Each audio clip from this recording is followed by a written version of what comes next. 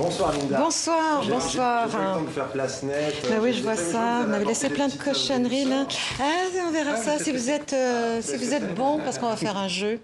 Vous faites quoi pendant vos vacances, vous, cette année? Je pars en vacances. Oui, mais Je où ça, vous restez en France Dans ou... l'Hexagone, je pense, en France. Vous restez en France. Raison de la pandémie. Ah oui, à moins de vouloir passer 15 jours en quarantaine, la plupart on reste chez nous cet été, dans notre pays. Bah, ce sera l'occasion de redécouvrir nos semblables et leurs particularités linguistiques. Ici, en France, beaucoup descendent dans le Midi, dans le Sud. Il fait beau, il fait chaud, et le français qu'on parle là-bas n'est pas le même qu'à Paris. Le français qu'on parle en bas, c'est l'héritage de plusieurs décennies de cohabitation forcée entre deux langues principales, le français de Paris et l'occitan, qu'on appelle aussi languedoc. Donc, si vous allez à Toulouse ou à Montpellier, vous allez entendre forcément des occitanismes, des mots, des expressions d'origine occitane. On va faire un petit jeu, Mohamed. Vous êtes prêts? Allez. Allez, il n'y a pas de piège. Jean-David a le droit de m'aider ou pas? Oh oui, bien sûr, il n'y a pas de piège. Allez, c'est parti. En languedoc, que signifie le verbe rouméguer? Je ne sais pas.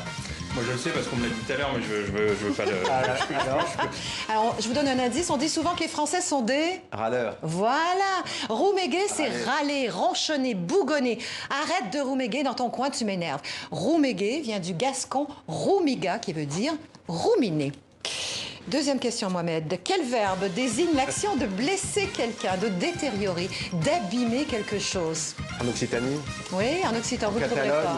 Vous le trouverez Dans pas. le Pays d'Oc, non. Allez-y. C'est du pagnol. Escagacé, ça, c'est du messieurs. pagnol, Il s'est escagacé les orteils contre la porte. J'ai escagacé ma voiture dans le stationnement.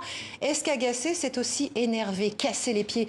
Peux-tu arrêter de rouméguer? Tu m'escagasses. Rouméguer, ça veut dire quoi déjà? Je vais oublier. Si, râler. Râler, bien, vous suivez. Question suivante. Que signifie poutouner? Poutouner, faire un câlin. Vous y êtes presque. Un bisou. Un câlin avec la bouche. Ouais, faire un poutou, faire un French kiss. bisou. Non, c'est pas le French un poutou, kiss. c'est un bisou. Tu es tellement mignon, j'ai tout le temps envie de te poutouner. Poutouner vient de poutou, qui vient lui-même de poton, diminutif de peau, avec un accent grave qui signifie lèvres. Poutouner, c'est donc faire un poutou sur la bouche. Alors celle-là, je vous la donne. C'est quelle heure? Ouais, voilà. Intéressant, hein? On a remplacé le pronom personnel il est quelle heure, par un pronom démonstratif, ce est quelle heure, c'est quelle heure, du pur occitan. D'ailleurs, on dit aussi ailleurs, ça pleut, ça neige, ça fait soleil. Ça vente. Ça vente, ça fait quoi aujourd'hui? Alors, les linguistes sont en train de chercher l'origine exacte de cette tournure linguistique. Une facile pour terminer. Mohamed?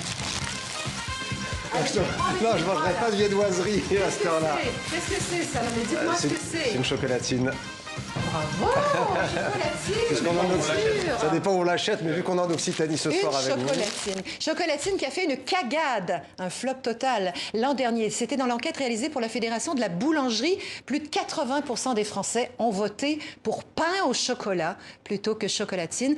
Alors faites attention, si vous allez dans le sud-ouest, ne dites surtout pas pain au chocolat. Vous risqueriez de vous faire escagasser. Escagacé? Escagacé, j'ai oublié escagacé. Blessé, un petit peu bougé, quoi. Merci beaucoup, Linda, et merci à vous, Jean-David, d'avoir été avec nous.